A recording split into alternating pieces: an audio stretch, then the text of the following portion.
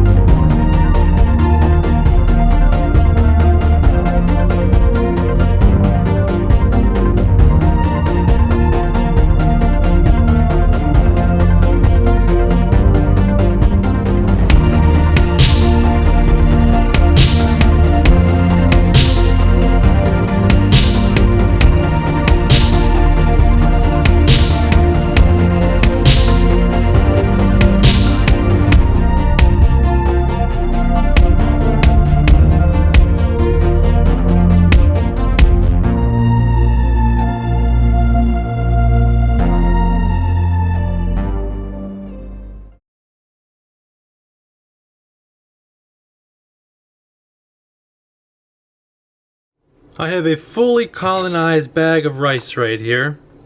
This was inoculated on September 1st, and it's been through a break and shake and squish and mix and everything connected quite nicely.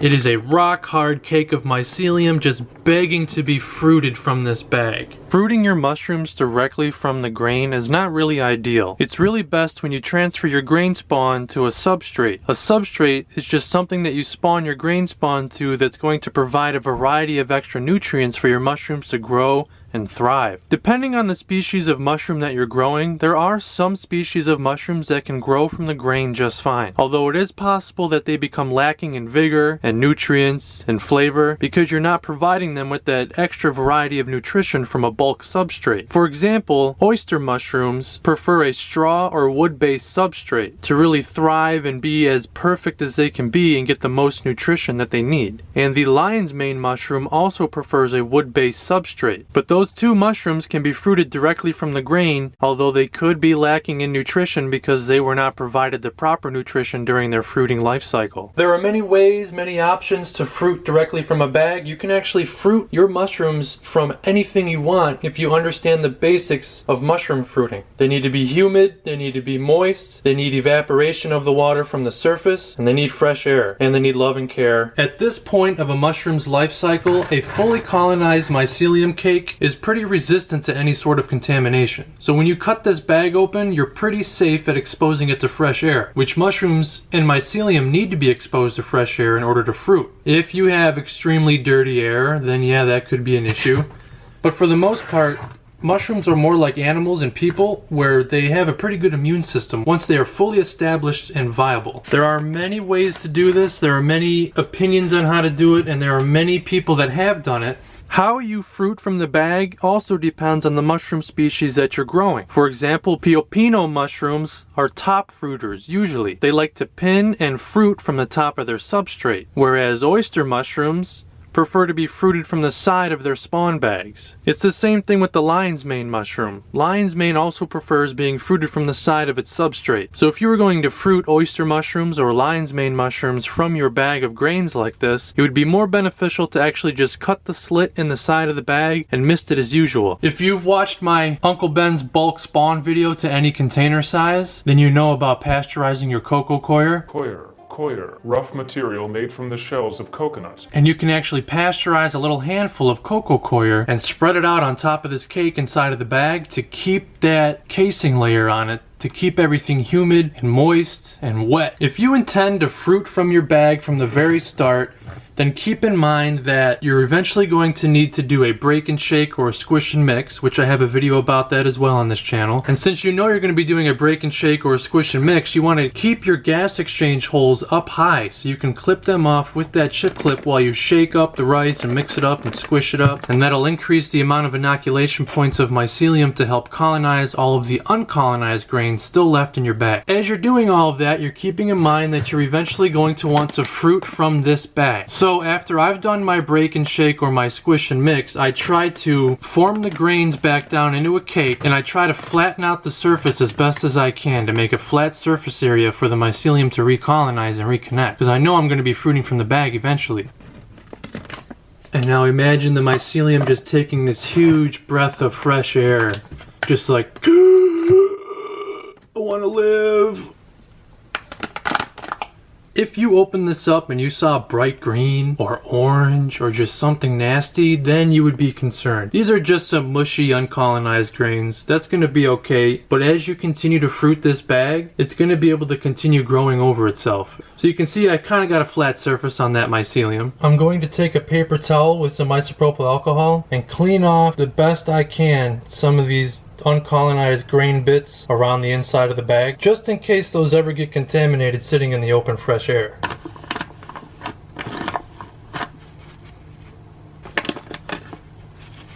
So now it's looking a lot better in there. Right now I'm going to pour some distilled water in this bag and let it sit overnight. And the purpose of why I'm doing this is just to simply rehydrate this cake, because it's so dried out and it's losing so much moisture that it would really benefit from a nice soak and dunk overnight. One thing to keep in mind is that if you've still got micropore paper tape over your needle holes, this water is going to leak out of them, and you won't be able to soak the cake like this if you're going to choose to do this. Alright, I'm back. So this actually has sat and soaked close to around 24 hours. I'm going to dump this water into some of my plants, and I'll be right back. Alright, I'm back again. Water has been discarded, and what I'm going to do here is use this paper clip to paper clip the middle of the bag together. So now we've got 2 breathing holes on each side. This is going to allow that fresh air to move in and out of there. You do not need to cover these holes with micropore paper tape because we want fresh air. We don't want gas. We want to allow all the fresh air we can to hit that mycelium. I'm going to leave it sit just like this wherever you would fruit any of your other tubs if you were going to spawn to bulk and fruit as normal. Fruiting conditions is exactly the same as if you're going to spawn a tub to bulk. You want to drop the temperatures from colonization temperatures down to about 69 to 74 degrees Fahrenheit.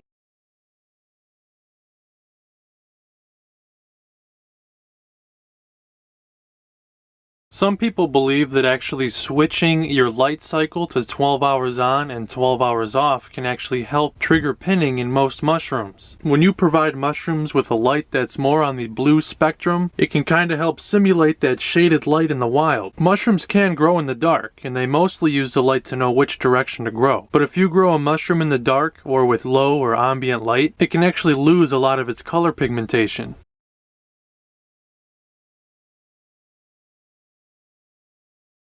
The main pinning trigger is just the evaporation of the moisture off of the surface of the mycelium as well as the drop in temperature. So if you provide the mycelium with all of these things, you can fruit it from anywhere. Fruit it from the bag, spawn it to Tupperware, spawn it to a dirty boot, whatever you want to do. I personally use distilled water to mist my mushrooms because where I live I have very hard tap water, and even inside of my spray bottles it leaves all these calcium deposits and all these other buildups of minerals and stuff. So I just prefer to use some distilled water on my plants and mushrooms. This type of spray bottle that I use is what's called a flairosol for fake aerosol. It creates an aerosol mist but without any chemicals. How I'll mist this is just like this. I'll use my hand to keep this wide open. From a distance, I'll take my flairosol bottle and just kind of mist to the top of the bag so the mist falls in there. And if the surface of that mycelium is not wet or moist and the inside of the bag does not have tiny droplets of water on it, you're going to want to mist it. You want to keep it moist in there while still promoting the evaporation off of the surface of the mycelium.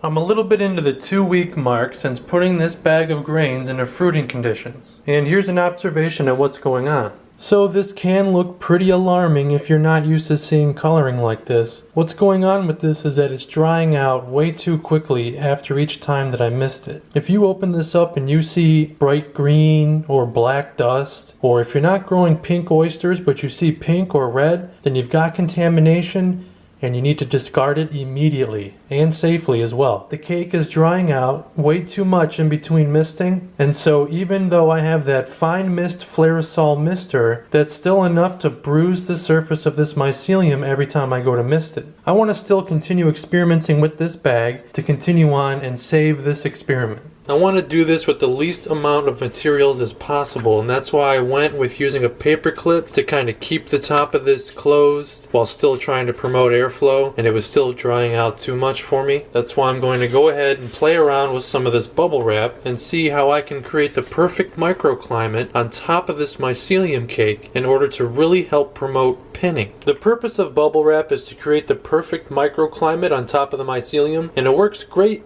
when you're fruiting in tubs and monotubs and stuff like that. You mist it as usual, and then you place the bubble wrap on top of it, and then you have to mist it just a lot less. And the bubbles actually promote the airflow through the valleys as the bubbles rest on top of the mycelium. Got just a rough eyeball shape to kind of match the shape of the container here. It looks like it's resting on top of that surface just perfectly, perfect size. So what I want to do is give one good misting, place that bubble wrap in there just like that, and then put it back up into fruiting conditions with my paper clip just like this to allow the air through there. The air will be able to get underneath the bubble wrap, in between the valleys of the bubbles, while still keeping the humidity there inside of the bag on the surface of the mycelium.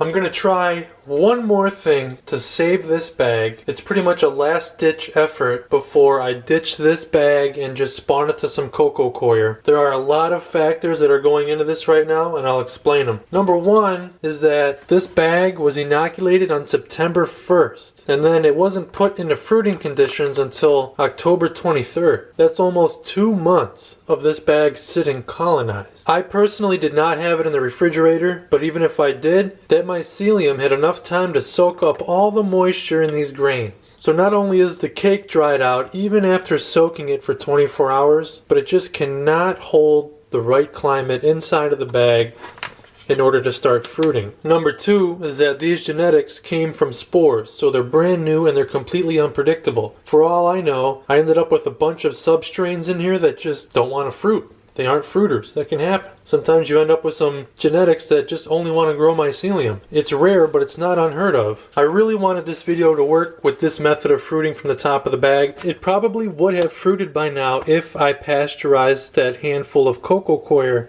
and cased the top of this bag. But I wanted to try to fruit it like this without that. And so far it's been 25 days in fruiting conditions with no change at all. Even the bubble wrap produced nothing different. I'll go ahead and get started with my last ditch effort here. First, I remove that bubble wrap. I'm going to get rid of that for now. I'm going to do the classic fork tech. The fork tech is literally just scraping the surface of your mycelium to kind of open it back up, expose it to fresh air, kind of change up its environment a little bit. So I'm going to do that here real quick. My isopropyl alcohol. I'm just going to rake the surface of this mycelium. And yeah, it's going to expose some of the grains, but this mycelium has become so matted and just dried out that it would really benefit from a nice little environmental change like this. I'm going to leave everything in there as it is because this is just straight up an experiment at this point. This is one of these grain bags where it's really just best when it's sat this long to spawn it to a bulk substrate to really rehydrate those grains. So now that I've got the surface of the mycelium all raked up with the fork, I'm going to go ahead and just mist the heck out of it with the Flairosol bottle. Really get it all nice and wet in there. Just gonna leave it just like this. No more paper clip, no more bubble wrap. Got myself a nice grocery bag here, and this grocery bag is going to act like a little fruiting chamber. If I get the bag in there just like that, and then I'm even gonna spray down the inside of the bag with Flairosol. Just distilled water in a Flairosol bottle. All I'm going to do is just take the handles and just lightly tie it down just like this. It's got plenty of air in there. And now, because I had so much footage of that previous grain bag, I want to go ahead and use a different fruiting from the bag method for this one. So this is a little more fresh. This was actually inoculated on October 23rd. This is my grain to grain transfer bag, and if you haven't seen that video, that was released recently on this channel. Go ahead and check that video out. So this is a more recently inoculated bag. It's already fully colonized. Here you can see it's completed from the grain to grain video. It is completely ready to fruit. So now I'm going to go through the procedures on how I'm going to fruit this bag directly from the grains. I'm going to take a little different approach here. So what I want to do is concentrate on the actual mycelium cake here towards the bottom of the bag. So I'm going to take the top of this and actually just fold it down, kind of just like an actual mushroom grow bag when it's ready to fruit. I'm just going to fold this down and use some of my tape to keep it down here.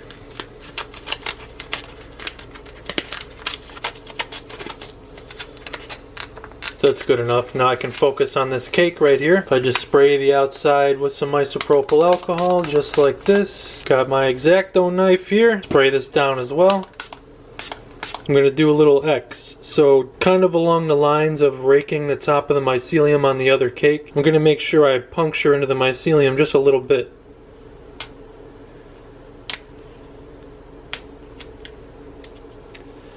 And this is similar to the gourmet grow kits you might buy online. They tell you to just cut that X in there and mist it. So there's one. I'll do another one over here near the 90-second logo for aesthetics. So this is the equivalent of cutting the top open on the top of the bag, like in the previous bag. but now we're going to be able to keep the humidity and moisture on the surface a lot easier. So where we're cutting is hopefully where we're going to receive our mushroom pins directly from this mycelium cake. And then I'll do one more X up here in the corner.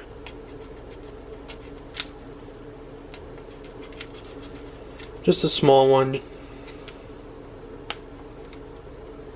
I'm only folding the flaps back just a little bit so they have some give to them. Just like that. So we've got 3 locations where I just made some incisions in the bag to start exposing the mycelium to fresh air in those areas. And because this is a more recent cake, just became fully colonized and it was inoculated not too long ago, hopefully this turns out as a better experiment than the other bag of grains. And then now the same thing, I'm going to mist where I made those incisions, just misting right over it. And then again, I'm going to use this little grocery shopping bag as my fruiting chamber basically. Place it down there just like this so that they can grow up flat. Then I'll mist the inside of the bag to create a more humid environment. And then I'll just lightly tie the top of it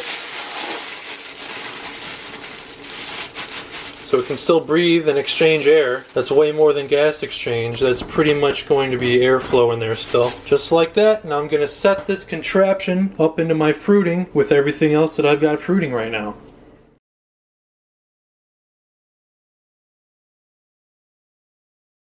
We've reached another 7 days since we set these bags up into these little makeshift fruiting chambers. And all I've been doing is pretty much just once a day, once or twice, open these up and I use my little Flairosol bottle to mist inside of there, kind of like this, directly on the bags.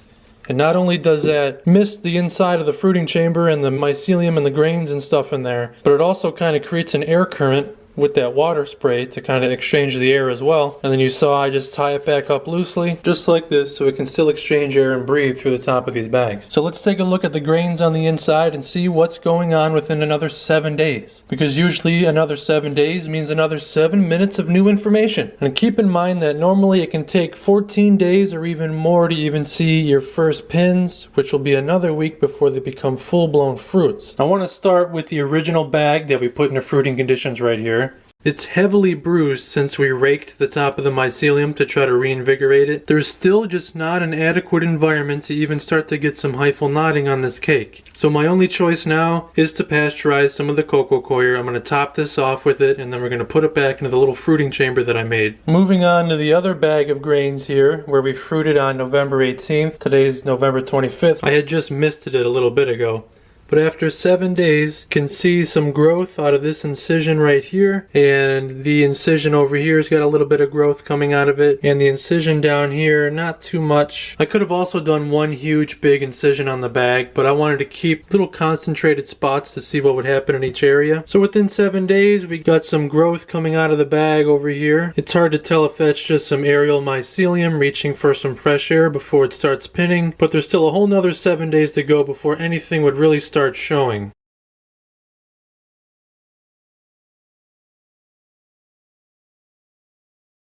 This is not going to be anything fancy at all. I'm not going to do a full-blown stovetop pasteurization overnight because all this is just a little bag that I want to fruit. I'm not trying to do a full row of monotubs and stuff like that. So I'm just going to fill up this little bowl, just going to eyeball this a little bit as usual. It's going to be way too much, but I can use it for something else. Now I'm just going to top this off with a little bit of water. And then just start to mix it up.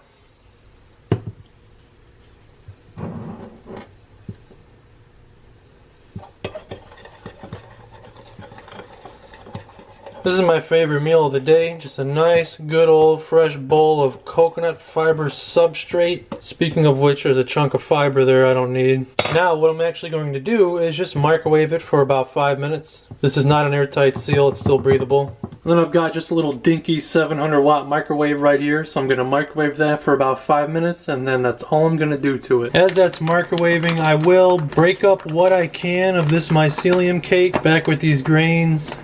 Again, just with the intention to kind of reinvigorate it, because we're going to case it now finally. So it's almost like we're spawning this to a bulk substrate into a tub, but I'm not going to break it up completely, just the top part and the chunks like this, because it's all going to reconnect anyway once we get that nice, moist, wet coconut fiber substrate in there. But I can definitely feel how dry it is in there. This was not the right bag to choose to fruit like this without a casing layer on top of it. So now you see what's taking this video so long to come out is just because I'm going through every scenario with you. Here's the pasteurized cocoa coir from the microwave. Just gonna let it sit and cool down a little bit.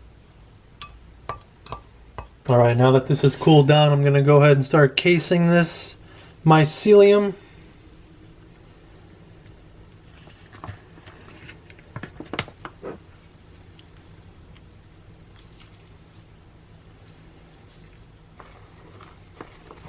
Make sure to pack it down, but not too tight, you know. So now it has no excuse to not start colonizing and fruiting with all of the proper moisture, with a little bit of substrate in there. I'm going to put it right back into the little makeshift fruiting chamber just like this. Here it is going back into this little makeshift fruiting chamber. Going to tie it up loosely and put it right back into my little fruiting area. Now let me explain something to you while you sit here and look at these bags under these grow lights. Both of these grain bags that I'm trying to fruit started from spores. They've never been fruited before. So for all we know, they might not carry fruiting DNA. They might not know how to fruit. It's very rare, but I've said it is possible. When you buy a gourmet liquid culture from a reputable mushroom vendor on a place like Etsy or Reddit or any other website from Google, most likely their liquid culture is taken directly from the fruiting body of another mushroom. So that liquid culture is going to contain the DNA that the mushrooms need to develop in order to start fruiting. When we start brand new from spores like this, it is so unpredictable that the best way to always fruit them is to just spawn them to a bulk substrate to really kind of baby the mushrooms and nurture them along every step of the way from spore all the way to fruiting. And then once you finally reach that first flush of mushrooms, you can then start cloning some of those fruiting bodies, and then you can take those aggressive genetics and inoculate some grains like this, and then because those mushrooms know how to fruit already, they'll be able to fruit from these bags just like this without too much effort. Again, because these are from spores, this one bag has been fruiting for over a month. This one is showing a little more growth after 7 days because it is a more freshly inoculated bag than this one over here. But both of these genetics have never been fruited before. They're from spores. They're still in the mycelium colonization phase.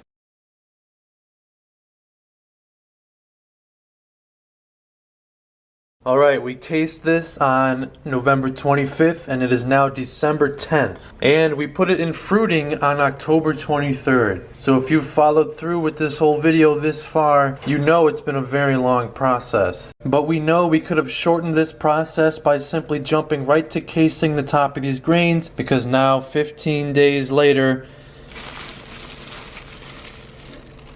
we've got full-blown fruits coming right out of our grain bag. So let's take a closer look at this. Ever since I cased the top of these grains with that pasteurized cocoa coir, all I've done is simply just open up that little shopping bag at least once a day, spray it down with my Flairosol mister, and then loosely close it back up for some of that air exchange while it still kept some of that humidity in there. And if we would have just done this from the start, we would have achieved a flush just like this. Now remember, these were multi-spore genetics. These genetics are completely random and brand new, so receiving a flush that looks like this, complete luck. Those are some pretty decent genetics right there. If you're going to do it this way, I would recommend soaking your grains overnight like I did with that distilled water, breaking them up just a little bit, pasteurizing a handful of the cocoa coir, and casing the top of the mycelium with it. Within 1 to 2 weeks, you're going to have pins and full-blown fruits like this. So actually check this out. Let's go in a little closer.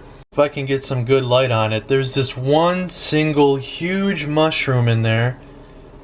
It's already dropped a lot of its spores, but look how big and thick that thing is. That is definitely a mushroom you would want to clone out of this bunch. Looks like it's growing right out of the side of the coir right there, but the purpose of casing this like this was to keep that perfect microclimate on top of the grains, because you saw we could not achieve that by just cutting it open and trying to fruit it and keep it moist and humid on our own. Pasteurizing that little handful of cocoa coir as a little casing substrate is exactly what these grains needed in order to fruit like this. Let's take a look at the other bag that I cut some of those incisions into and see how it's doing. On November 18th is when we put these little incisions on this bag and put it into fruiting, and I've been doing the same thing, opening it up and misting directly onto the bag of grains, and really nothing has happened. And that's also because these are some spore genetics, and with brand new spore genetics you really need to baby the mushrooms and give them the bare minimum of what they need to get them to form that fruiting habit. Because if you get mushrooms to fruit like this from spores, that's pretty much genetic luck. So let's take a look at this one under the light as well. We can see here still on the one incision that it started to grow something. Some of the mycelium started to come out of there, and then it just kind of died off. And the other incisions really didn't grow much out of them. But if you can see, I ended up cutting a longer incision along the whole length of the bag to try to expose even more of the mycelium. And even then, that still is not enough to get these spore genetics to fruit with just fresh air and humidity alone. So if you want to fruit your spore genetics out of the grain bag and you want to have success 100% of the time the first time, then at least pasteurize a nice handful of our favorite cocoa coir. Coir, rough material made from the shells of coconuts. Here's a closer look at the mycelium inside of the bag where I did the longer incision. It's really not doing much. It's not knotting up, it's not forming any primordia at all. Of course, I did not give up though. I held out hope for this bag of genetics right here. So on November 18th, again, I'm just reiterating because there's a lot of footage here. It is now December 18th, exactly 1 month in fruiting conditions, and we got ourselves a full-blown fruit. So it took a month of fruiting conditions to get this one single big fruit. Let's take a look at it under some better lighting. This big thing made a huge spore mess in here, and that's okay. Spores aren't too big of an issue, but they're pretty cool to look at. And we can see out of this one incision that started growing some mycelium early on, it did form a little tiny pin. It really didn't progress into anything, and it turned out heavily bruised and covered in the spores from this bigger mushroom, but nonetheless it did produce a little pin right there. So it took 1 month in fruiting conditions for this mushroom to form and grow off of the cake like this, without any substrate added or any casing of the cocoa coir. So if you really want to wait 1 whole month for one single mushroom like this, that is completely up to you. It's just further proof that you would benefit right away from casing your brand new spore genetics with a layer of pasteurized cocoa coir to really give the mushrooms the most optimal fruiting conditions. This thing just exploded spores everywhere. Pretty cool to see. Pretty fun experiment if you ask me. Still attached to the mycelial network here in the bag. I will end up cutting the rest of the mycelium out of this bag to spawn it properly. But for the sake of an experiment, 1 month in fruiting conditions and we produced one single big mushroom. And we caught it a little late, that's okay. We could have caught it earlier and taken a nice big spore print, but we can see that it already dropped most of its spores here onto our grain bag, and that's okay. Here is the Mushroom Mage's pink oyster genetics that I put into fruiting on December 10th, and they are fully grown and ready to harvest. So within 8 days of simply slicing the bag like we tried to do with our spore genetics, these vigorous fruiting genetics were able to fruit directly from the grain and be fully grown within 8 days. Oyster mushrooms are a little finicky. They prefer a lot more fresh air than any other mushroom, and when you deplete them of oxygen, they grow kind of long and stemmy like this. And then when you give them too much oxygen, they end up drying out very easily as well. So although these really aren't picture perfect pink oysters like you can find on the Mushroom Mage's Instagram of his pink oysters fruiting from the Uncle Ben bags like this, these are still ready to harvest after slicing the bag open within 8 days of fruiting conditions. So this is further proof that unless you inoculate these grain bags with vigorous fruiting genetics, it's going to take at least a casing layer of substrate to give brand new spore genetics the bare minimum that they need to really baby those mushroom genetics and get them to fruit. And then once they know how to fruit, you can start to isolate those vigorous fruiting genetics, and then eventually you would be able to fruit from the bag just by slicing it open and exposing the mycelium to fresh air and moisture like this. These pink oysters are pretty well done. They went a little longer than expected, and you can see they did end up drying out a little bit. A good mushroom is only as good as its genetics and the environment that you give it. If you're going to fruit your mushrooms directly from the mycelium cakes like this without any extra substrate or any kind of casing layer, then your mushrooms are only going to turn out as good as the environment that you provide for them, which is fresh air and moisture. Because when you're fruiting mushrooms like this from the grain, all the nutrition they're getting is from the brown rice itself. So although genetics does play a role in how they may turn out, mushrooms do love water. Mushrooms are mostly water. So the more water you can provide them, in lieu of the lack of nutrition in a substrate here, since we're fruiting directly from the grains, then that's just another factor that can also help them grow as big as their genetics will allow them to grow with the environment and elements that you provide for them.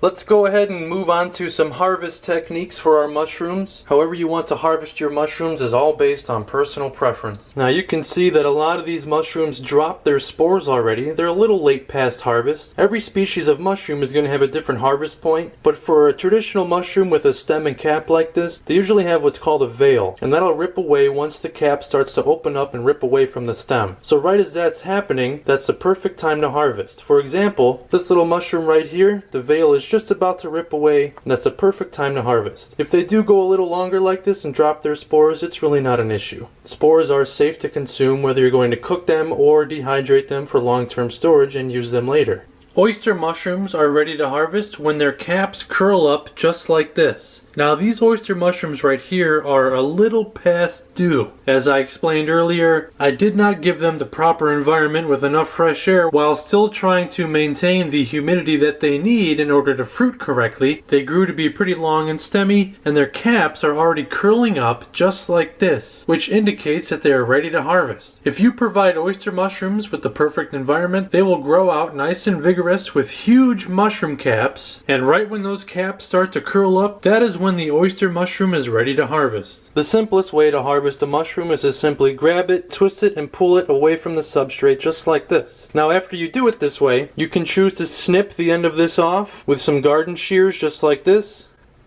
And then you've got a clean bottom, or you can actually dehydrate it just as it was and then brush that substrate off after everything has been dehydrated. Unless you are going to cook your mushrooms fresh in a soup or a stew, you do not want to rinse them with water, because if you rinse it with water, it's going to become all slimy and wet, and if your end goal is to dehydrate them for long-term storage, that is not something you want to do. If you're going to cook your mushrooms raw, like say in a pan with some oil and butter and garlic, brush off the substrate. There's no need for any water, and use them for your favorite recipe, whichever one that may be. When you harvest mushrooms this way, where you pull them out and then you snip and trim the bottoms off, you're going to be left with a lot of little mushroom tips like this. And what you can do with these is simply just throw them outside in your garden or bury them anywhere else, and hopefully you'll get some outdoor mushrooms. Another method of harvesting is snipping the mushrooms directly off the substrate as close to the substrate as you can. So using this method, you can snip it as close to the substrate as you can, and then you're left with a nice clean cut. And don't worry, the mushroom stumps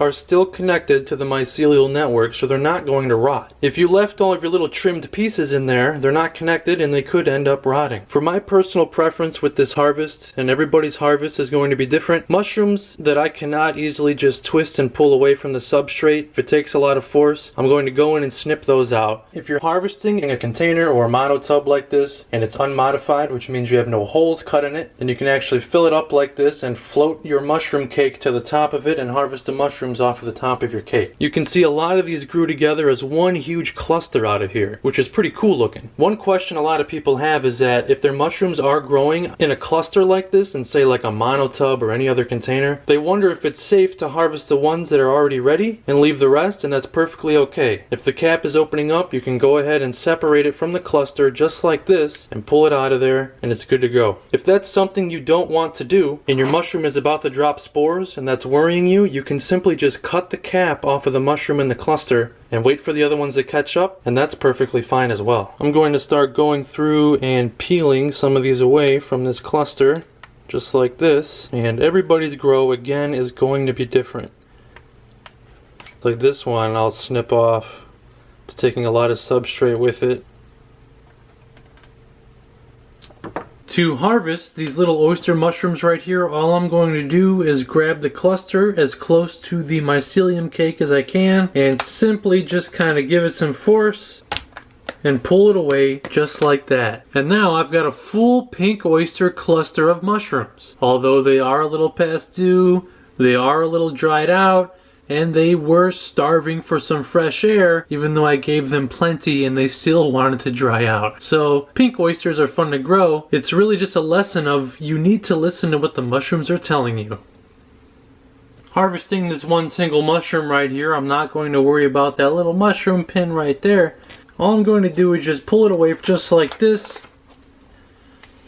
My personal preference for this particular bag here, it's covered in mushroom spores, and this little dead mushroom pin right here is severely dried out. What I'm going to do is just get rid of the bag around these grains and hydrate these grains, break them up, and just spawn them to a bulk substrate. I was surprised that it produced a single large fruit for this experiment, so I'm very grateful for that. But to actually bring this grain spawn to its best potential, I will break it up and spawn it to a bulk substrate as normal. And remember, if your mushroom drops spores all over its stem just like this, the spores on the mushroom itself are fine. If you have a huge spore load on your substrate like this, it's really best to try and remove as much spores as you can, because spore drops like this can end up suffocating your substrate. That's why it's best to harvest right before your gourmet mushrooms drop their spores like this all over themselves and all over your substrate. But as I mentioned earlier, these spores are just fine. They're edible. There's no issue with them being stuck on the mushroom like this. So I want to preserve this one. I'm going to put it with the others that we're going to preserve in a little bit. And a lot of this discoloration that you see is just from harvesting the mushrooms. Every species of mushroom is going to bruise a different color, and there are a lot of aggressive species that bruise a blue color like this once they're exposed to oxygen. So don't be alarmed if you see any bright bluish green coloring. As long as it's on the more blue spectrum of the hue and not green, it's most likely just bruising and not anything to worry about. This whole cluster right here is actually a huge side pin right here on the side of the substrate. So I'll try to dig that out of here right now. There we go, look at that.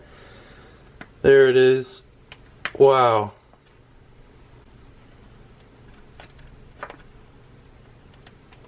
That is crazy right there.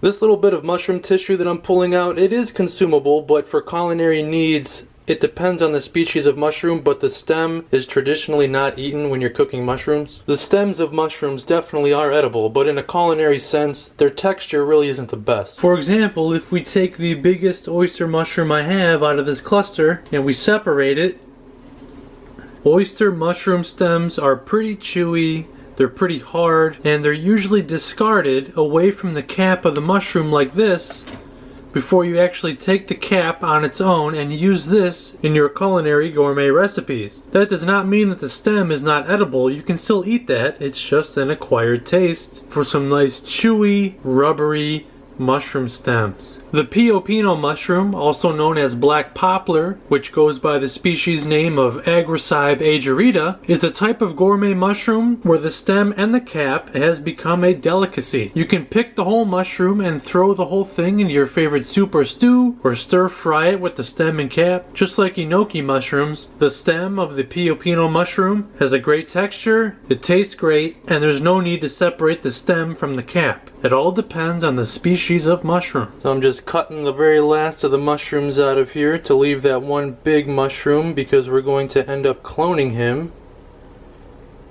or her in another video.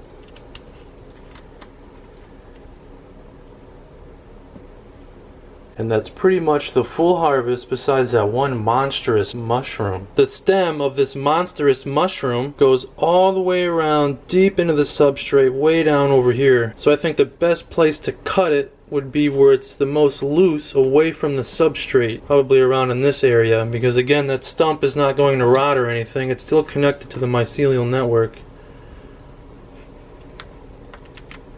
Oh no! It's all good, we got it. We finally reached the harvest and this is what we got. So if you wanted to weigh this on your own for your culinary needs, keep in mind that there is some substrate in there so the weight could be off. You really want to take the time and brush off as much of the substrate as you can before you go to cook these mushrooms. If you dehydrate them with the substrate on them, that's perfectly okay. You just brush the substrate off later. But if you're going to eat these right away, definitely clear off some of that substrate. When you gather mushrooms from the wild, you definitely want to wash them and dry them to the best of your ability because they're outside in the wild. If you kept your growing environment pretty decently clean, it's pretty safe to harvest your mushrooms and cook with them right away. If you were not ready to cook and consume these mushrooms yet, then of course you can just put them in the refrigerator just like any other produce from the supermarket. Except these mushrooms were harvested right here in your own kitchen. They weren't harvested from a farm and then transported for a million miles in the refrigerated semi-truck and then stored in a produce warehouse cooler and then delivered to your local supermarket. These can last a little longer than typical supermarket mushrooms. And you want to store them in the refrigerator the same way you would store regular supermarket mushrooms. I could take this container as it is and put some saran wrap over it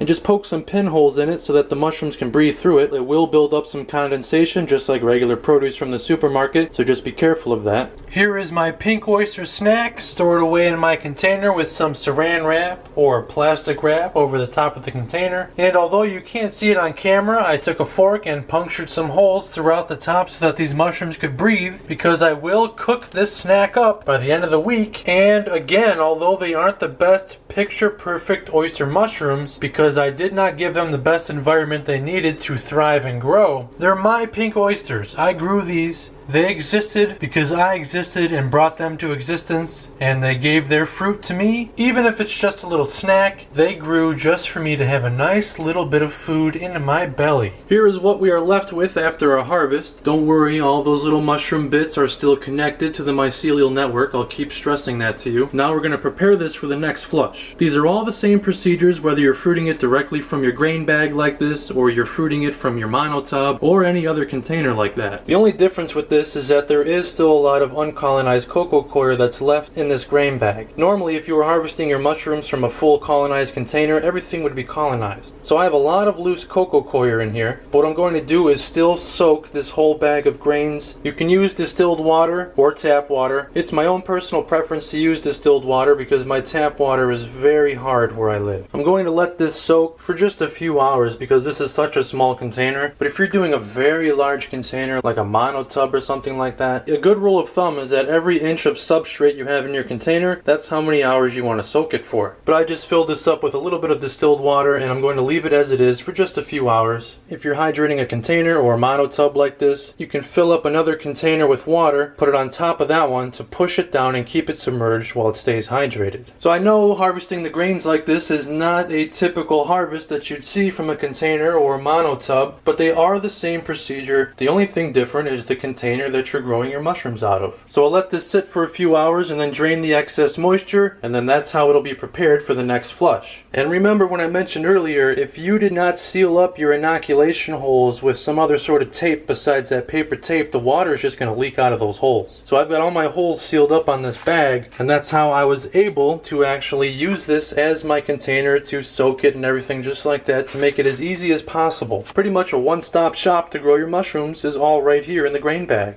Since this bag and this bag were fruited in a similar fashion, I'm going to take this one, as I mentioned, break it up to a bulk substrate, but I want to continue fruiting these pink oysters just like this from the grains. So let me show you how I would rehydrate this bag of grains in order to continue putting this back into fruiting conditions to fruit it right from the same area and get myself a little more pink oysters. I've got myself a nice bowl here and I will use the distilled water just like our other grain bag, just enough so that I know it's enough to submerge the whole grain cake. Going to take it just like this with the side that has the incision on it facing down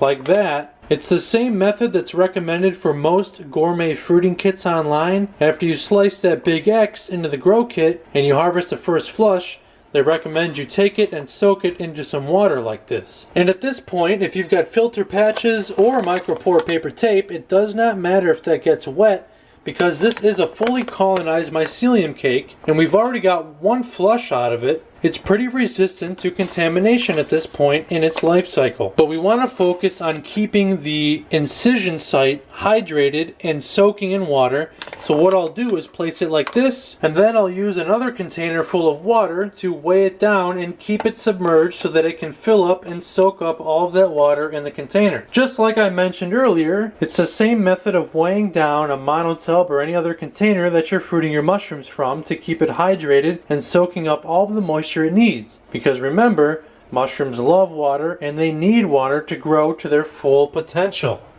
So personally, I would let this soak a few hours. You know, if I forget about it, it goes overnight, it's fine because mushrooms love water. If I let it sit like this for 2 days, that's fine as well because mushrooms love water. So, it's okay. This was hydrating for about 7 hours now, and I can go ahead and try to drain some of this out. And this is a common procedure no matter what kind of container you are fruiting your mushrooms from. Whether it's a big monotub or a little container like this or a Tupperware container, you always want to somehow rehydrate the cake at least for a few hours. Another optional thing you can do is actually pasteurize another layer of cocoa coir to recase the top of this mycelium. And that can also help kind of reinvigorate it and keep that humid microclimate on top of it to promote a second flush. That's optional though, and for this container the mycelium hasn't really colonized that casing layer of cocoa coir, so I'm going to leave it just like this and put it right back into fruiting conditions for a second flush. I'll keep an eye on it just like I was, and if it's looking a little dry, I'll mist it. If it's looking a little wet, I'll let it air out a little more.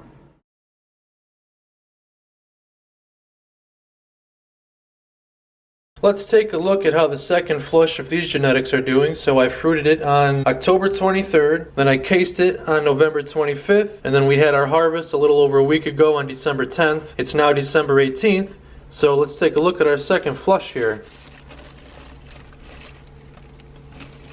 That is just crazy. These are some crazy lucky genetics that spawned from these spores in here.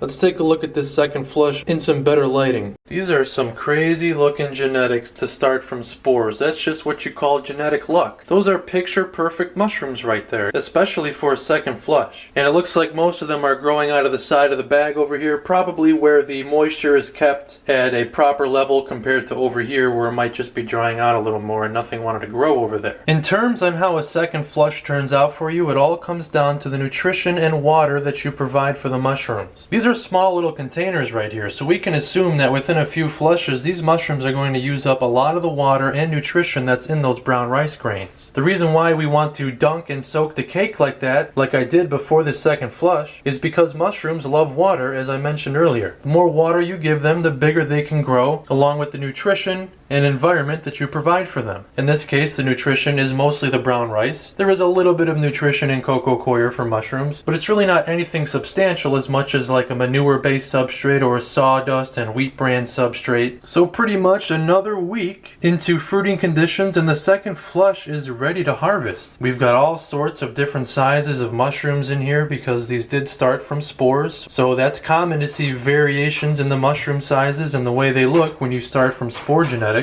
And in order to keep trying for more and more flushes, you just repeat the same procedure. Harvest the mushrooms, soak the substrate and the mycelium cake for an extended amount of time. For a little container like this, you really don't need to go overnight, but if you want to, it does not hurt anything because again, I'll always stress that mushrooms love water. And then after you've soaked it and drained all the water, you just put it right back into fruiting conditions and you fruit it just like you were before. If it's looking a little dry, you missed it, and if it's looking a little wet, let it air out a little more. And that's all there is to it.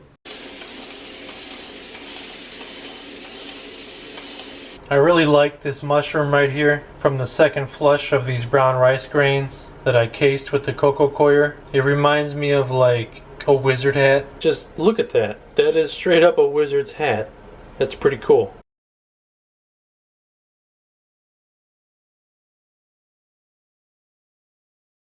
Let's talk about dehydrators for a little bit, since this is the most popular and the best way to dry your mushrooms. You don't need anything fancy or expensive. This is a cheap little $30 dehydrator, and there's always a debate on the heat killing the nutrients in mushrooms and all of this other misinformation. The fact is that heat is actually going to speed up your drying process. Now there is a limit. Typically we do dehydrate with heat under 200 degrees. This cheap little dehydrator right here only goes up to about 158 degrees, which is perfect. You can max it out. And these little tiny mushrooms will be dry probably within 8 to 10 hours, probably even less because they're so tiny, and the heat is going to speed it up exponentially. A lot of commercial dehydrators are set at a temperature of like 165 degrees Fahrenheit to 175 degrees Fahrenheit, and that is perfectly just fine. It's not going to kill any of the nutrition in your mushrooms. You could even use a little air fryer if your heat can go low enough to just simply dehydrate these mushrooms, and a little air fryer would be perfect for these because this is just a small little bit of mushrooms and I've got all of these dehydrator trays right here. But it's no problem. You definitely want to pick up some desiccant packets like silica gel in order to properly store your mushrooms after we're done dehydrating them. You can also set your silica gel packets in your dehydrator to dry them back out if you've got some of the reusable silica gels. The benefit of drying and preserving your mushrooms is simply because they last pretty much almost forever, just like if you can your own food. Dehydrating and storing mushrooms gives you a food source that can last for a long time, and there are tons and tons of mushroom recipes out there that actually use dehydrated mushrooms. If you go to your local Oriental supermarket, dried packaged mushrooms are a huge staple in the store. It's not uncommon to dry and store your own mushrooms and then cook with them way later on when you're ready to eat them. What I'm going to do is just load up a few of them directly on the last tray so they're closest to the heat, and they'll be dried out really quick and ready to properly store away in a glass jar. So I'll go ahead and do that, and we'll move on to another technique to dry out your mushrooms. I'll definitely go through and brush off a lot of the substrate that I can before I put them in the dehydrator, because once they are fully dry and dehydrated, it'll be easier to fully brush off the rest of the substrate before we actually go to store them for long term. These two little cuties right here were inseparable, so I'm gonna let them dry out together in peace. Because these mushrooms are so small, I'm going to put my temperature right in between here, around 130 degrees Fahrenheit, because 158 is just going to turn them to crackers before I can get back to them and pull them out of there. And 95 is pretty low. That would just take a very long time. So somewhere in the middle, for my own preference right now, is going to be great for me. And again, if you have a dehydrator that's locked at a certain temperature, that's perfectly okay. Just keep an eye on them and pull them out when they are cracker dry. You're able to snap them in half just like a cracker. So for right now, we will go ahead and leave these just as they are. Now I'm going to save these little bits of mushrooms here for our other dehydration method, which we're going to get into right now. Have you ever let something sit in your refrigerator uncovered for too long and it dried out? Well, that's exactly what we're going to do here. Get yourself some little paper bags, and we're simply going to store these in the refrigerator, which is the opposite end of the spectrum with heat dehydration. We're going to use the cold, dry air in the refrigerator to dry out these mushrooms. I'm not going to throw a desiccant packet or a silica gel packet in there just yet, because these mushrooms are still fully hydrated, so that packet would just kind of get used up immediately. All I'm going to do is close the bag up just a little bit and place it in the refrigerator. So just like this, it's going to go to the back of my fridge where there's less traffic and not too much going on, and we'll check back in over time to check on the dryness of these mushrooms. I marked down when I put these in the dehydrator, so on December 10th at 3:41 p.m. is when they went in, and it is now December 11th at around 3:50 a.m. So a little over 12 hours. I could have checked on them a little earlier, but I was busy. Still at the 130 degrees, just like I left them. Let's turn that off, and we'll take a look at what's going on in there. Here's how the mushrooms are looking, and just by glancing at them, we can see that they are definitely cracker dry. Here's a thicker one. Oh yeah. So these are all ready to be put into some long-term storage. And here is the monstrous shroom right here. It's split into two pieces because I did end up filming a cloning video for you. So keep an eye out for that one after this full-length fruiting documentary. But it's also just general best practice that when you've got a mushroom that was that big, to just split it in half like this, and it's going to dry out a lot quicker. So let's test it right here.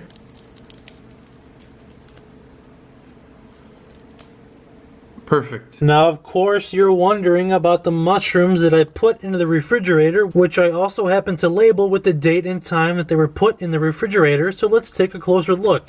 December 10th at 3:42 p.m. It is now December 18th at 9:34 p.m. So let's take a look at how dry these mushrooms actually are after a little over a week. Not much left in the bag except maybe some substrate and mushroom spores. But here are the mushrooms that we put into that paper bag, which we left open in the refrigerator for over a week. Let's see just how dry they are. Let's test this one out. Pretty much cracker dry. Let's try this one. Pretty much the same. Let's try this thick one right here, which was part of that side pin I pulled out of the side of the container. Also cracker dry. Wow. Now remember, when I put these in the refrigerator, these were pretty small, tiny mushrooms. So if you had bigger, thick mushrooms, it's really recommended that you get a nice food dehydrator, because it's going to take even longer with just air from your refrigerator to dry out much thicker, bigger mushrooms. It doesn't matter what the species is or what variety they are. If they are thick and full of water, putting them in the refrigerator like that is going to take a long time to dehydrate. But since these were so tiny, within a week of time, they became close to cracker dry. They are still a little leathery, not exactly fully cracker dry. If we put them into a nice airtight container with a few desiccant packets, they would be cracker dry within a couple days. So if you find yourself in a pinch without a food dehydrator yet, which I don't know why you don't have one if you started this hobby and you want to preserve your gourmet mushrooms, you can always throw them in the refrigerator inside of a nice wide open paper bag. In order to keep your mushrooms dry and preserved for long-term storage, you're going to need an airtight jar. It can be any size jar, any brand, whatever's going to fit your needs. And you're going to need some desiccant packets. These are just some silica gel packets, and this brand actually claims to be reusable. Apparently they turn a different color once they're fully saturated. You can actually either put them in your dehydrator or bake them in the oven to dry them back out and reuse them again. And it really is this simple as just opening up your jar and loading it up with dried mushrooms.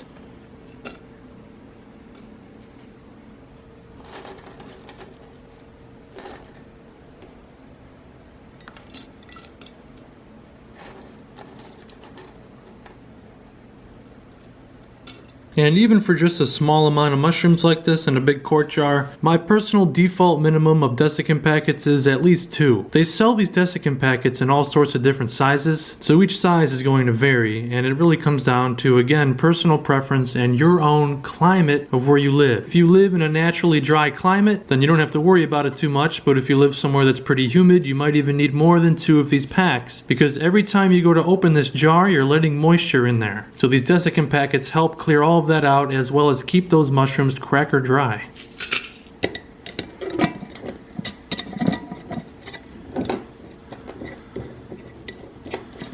And we screw it down airtight. Forms a nice seal. Our mushrooms are now good to sit in long-term storage for as long as we need them for.